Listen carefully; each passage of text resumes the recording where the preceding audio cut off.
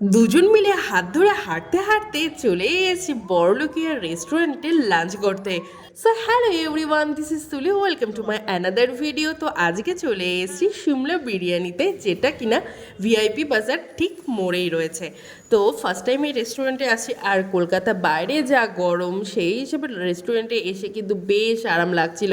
ফার্স্টেই আমাদেরকে সার্ভ করে দিয়েছে চিল্ড ওয়াটার, যেটা আগে শান্তিমতো জল খেয়ে নিয়ে বসে পড়েছি আমি মেনু কার্ড চেক করতে। আর প্রাইস দেখে তো মাথায় হাত। প্রথমেই বললাম বড়লোকিয়া রেস্টুরেন্ট, তো প্রাইসে তো বড়লোকিয়াই হবে। প্রতিটা প্রাইসে আমার কাছে একটু এক্সপেন্সিভই মনে হয়েছে। তো কি আর করা যাবে, যেহেতু রেস্টুরেন্টে চলেই এসেছে তো অর্ডার তো করতেই হবে। তো তোমাদের সঙ্গে মেনু কার্ড শেয়ার করে দিয়েছি, তোমরা চাইলে জুম করে দেখে নিতে পারো। অনেকের কাছে প্রাইস রিজনেবল মনে হতেও পারে, আমার কাছে একটু এক্সপেন্সিভই লেগেছে। তো যাই হোক, তো আমরা এখানে ফার্স্টে স্টার্টারে অর্ডার করেছিলাম পনির পকোড়া, যেটা কিনা সার্ভ করে দিচ্ছে। আর তার সাথে ছিল chilli sauce, tomato ketchup, mayonnaise আর চিলি ভিনিগার। আর যে স্যালাড দেখতে পাচ্ছ সেটা কিন্তু আমরা এক্সট্রা করে অর্ডার করেছিলাম। আর তার সাথে নিয়েছিলাম এই গন্ধরাজ ঘোল। কেমন খেতে? খুব ভালো, টেস্টফুল।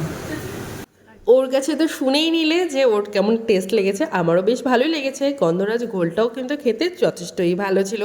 এক্সপেন্সিভ হলে কি হবে, খেতে কিন্তু বেশ ভালোই। তো আমি প্রাইসটাও তোমাদের সঙ্গে শেয়ার করে দিচ্ছি। 8 পিস এখানে ছিল পনির পকোড়া, যেটার প্রাইস নিয়েছিল 219 টাকা। আর গন্ধরাজ ঘোল যেটা নিয়েছিলাম সেটা এক গ্লাসের দাম নিয়েছিল 130 টাকা। তো সেটা দুটোই খেয়ে নিলাম। তারপরে চলে এসছে আমাদের স্পেশাল চিকেন বিরিয়ানি, যেটা কিনা আমরা এক প্লেটে অর্ডার করেছিলাম, যেটা আমাদের দুজনকে হাফ হাফ করে সার্ভ করে দিয়েছে। সেখানে 2 পিস চিকেন লেগ পিস ছিল, একটা আলু ছিল আর একটা ডিম ছিল। তো যেটা খেতেও কিন্তু বেশ ভালো লেগেছে। যারা খুব একটা উগ্র গন্ধ পছন্দ করো না বিরিয়ানির, আতরের গন্ধ বা কেওড়া জলের গন্ধ, তাদের এটা বেশ ভালোই লাগবে। কেমন খেতে? ভালো খেতে। ওরও বেশ ভালোই লেগেছে, কারণ আমরা দুজনে বিরিয়ানির উগ্র গন্ধ পছন্দ করি না। আর এই রেস্টুরেন্টে আমার যেটা বেস্ট লেগেছে সেটা হলো খাওয়ার শেষে প্রত্যেক টেবিলে বা প্রত্যেককেই এই হালকা একটু গরম জল আর এক টুকরো লেবু দিয়ে প্রত্যেককে দিয়েছিল খাওয়ার শেষে হাত পরিষ্কার করার জন্য।